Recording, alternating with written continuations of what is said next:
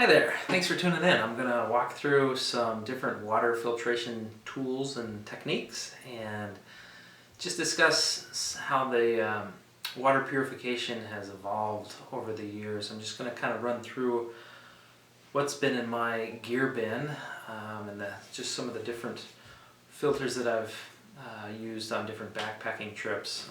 So this is not a comprehensive treatment. I don't plan to get into nitty-gritty details of exactly how many microns each filter has and what protozoa or bacteria they filter out. Essentially, I've used all of these different filters on backpacking trips in the lower 48. The one backpacking trip I did to Alaska was in the St. Elias Wrangell National Park, and that was a fun 5-day trip where we actually didn't use any water filtration or purification at all. We just would drink straight from the streams, the runoff.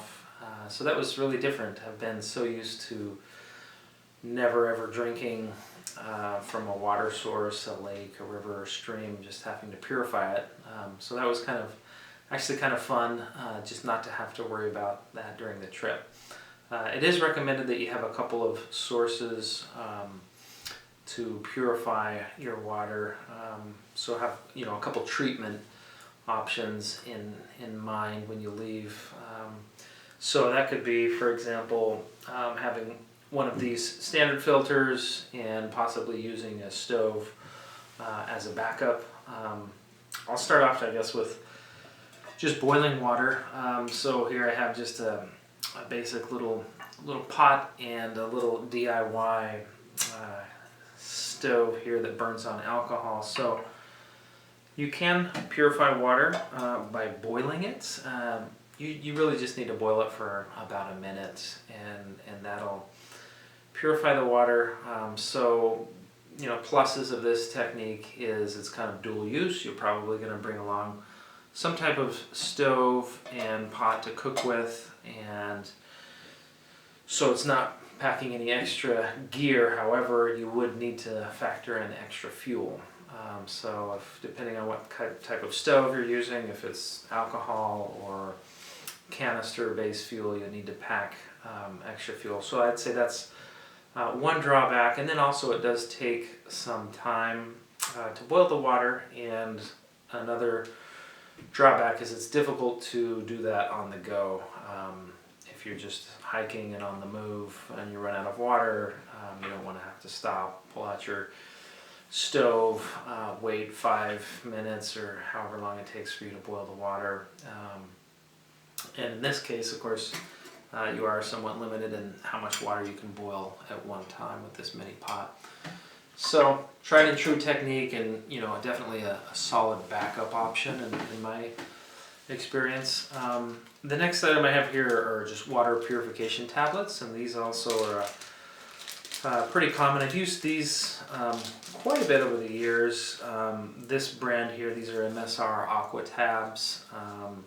So there's different water purification tablets. Chlorine tablets are usually pretty common. So just some pros and cons here. One reason I do like these is they are extremely lightweight, weigh next to nothing, and so that's really simple in terms of weight and packing. The one I would say drawback to these is one tablet will filter a couple of, so one tablet, 2 liters. So half a tablet for a 1 liter Nalgene.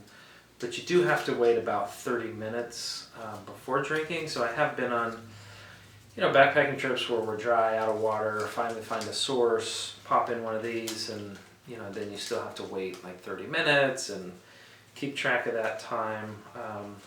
So that's just, I would say, a minor inconvenience, but it is an effective treatment to get clean water. And I did use these for a couple of days on a backpacking trip to Alaska Basin in Grand Teton National Park. So next up here, I have, this is an MSR Mini Works filter.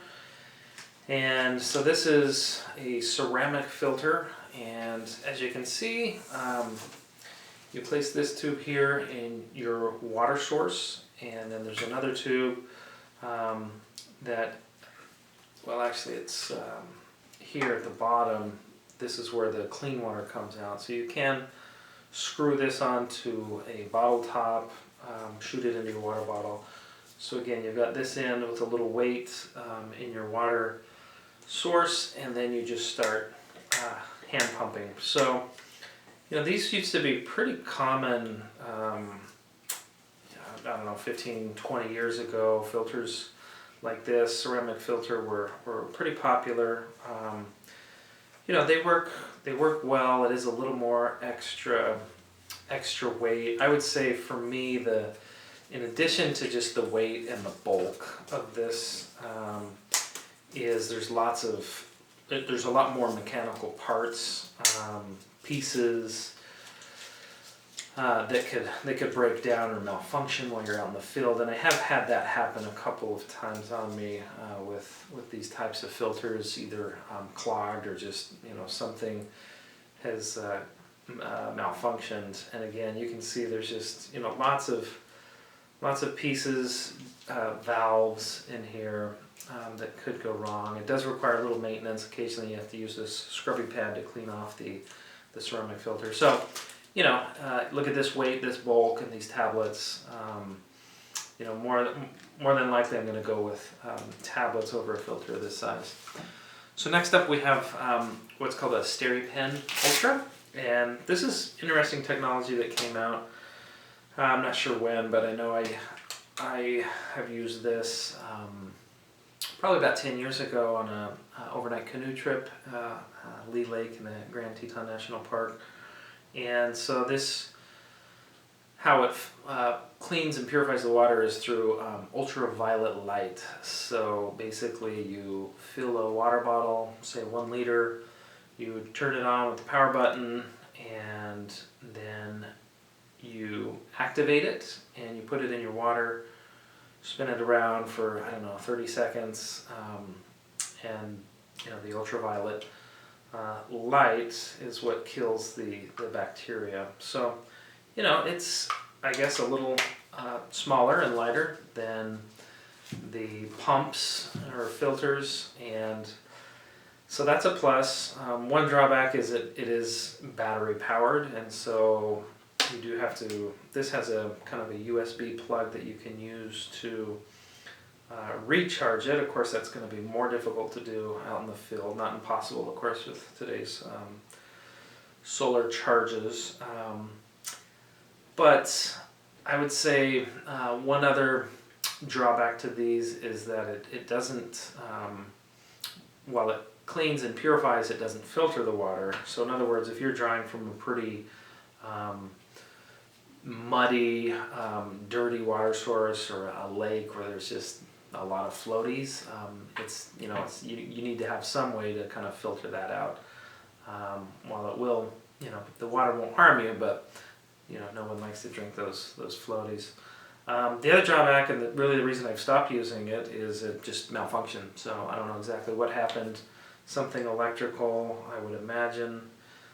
So that's I guess the drawback there. I meant to send it back and see if they would refund it, but never did. So moving along here, this is called the Sawyer Mini water filter, and this I've had for a few years. I've really enjoyed it. What it is it has fiber membrane filters inside of this little cartridge. So it has these kind of just plastic pouches. This is 16 ounces, half a liter. So you fill this with your dirty water, and then you just screw this filter onto the top, and then you squeeze. It's the squeeze water filtration system, so you can just squeeze this into your water bottle. You can drink from it. There's also, I've used this as an inline filter option. So you basically, if you have a water bladder, like to hike with a Camelback, you can just fill your Camelback full of dirty water. You plug this in into the tube, and you can just suck from it and get clean water. So this is, again, getting even smaller and lighter for water filtration. I've really liked the Sawyer overall. I would say one drawback is this is a pretty small mouth when you're trying to get water out. That can be difficult, and sometimes just with this bag system, if it's very shallow water, it can be really difficult to fill it. You know, I've, on a recent backpacking trip in West Virginia, had to kind of dig a hole down deeper so that the little stream could fill this up. But overall, I would say a good option. To clean these, eventually they do get dirty. You just do a little backwash with a syringe that they provide. So I would say a good option. Next up is a lice straw. This I really haven't used much or consistently, but it's a pretty basic system where you just stick one end into the dirty water and you can suck out of this end and it filters it. I view this as, you know, more of a backup, or possibly an emergency system. And lastly, I think this is really my favorite and what I've liked to use now even more than the Sawyer Mini, and this is called the Catadine Be Free. So this is a 1 liter version. I believe they do have either 1.5, 2 liter bags as well, but this has kind of similar fiber membrane filters in here.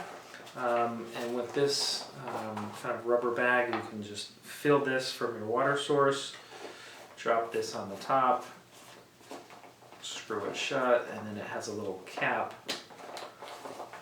over the lid, and then you can just drink directly from this, or, you know, fill your water bottle, or what have you. So this, like I said, I think it's now my new actually go-to #1 favorite water filter.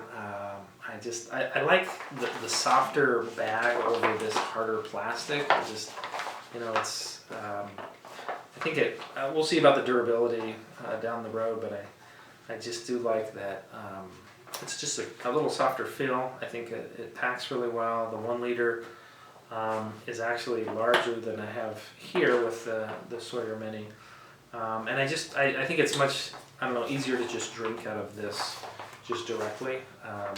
So that's, and again, in this you can just kind of dual uses. You know, you need a water bottle, so here it is. You just use that as your water bottle, and overall a very lightweight, small, compact filter that really doesn't take up any additional space in your pack. It's just kind of built in to your water bottle. So it's a great option. So that's just a brief rundown of kind of the different water purification, filtration systems that I've used over the years. So I hope you enjoyed this little quick video, and please do comment if you have any questions or ideas or filter systems that have worked well for you. Thanks.